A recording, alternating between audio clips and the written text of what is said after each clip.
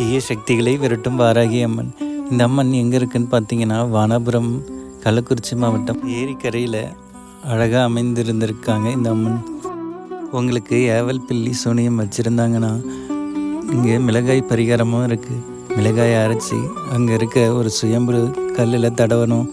தடவிட்டால் போதும், அந்த அம்மனையும் வந்து கேட்பாங்க.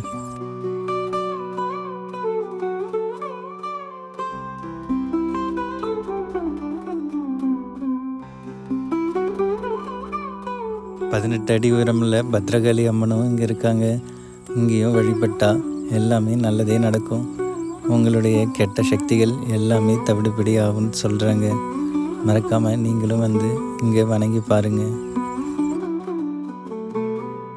அமாவாசை பௌர்ணமி நாளில் சிறப்பு பூஜையும் இங்கே நடக்குது. இது போன்ற கோவில்கள் பற்றி தெரிஞ்சுக்கணுன்னா நமது சேனலை மறக்காமல் சப்ஸ்கிரைப் பண்ணிவிடுங்க.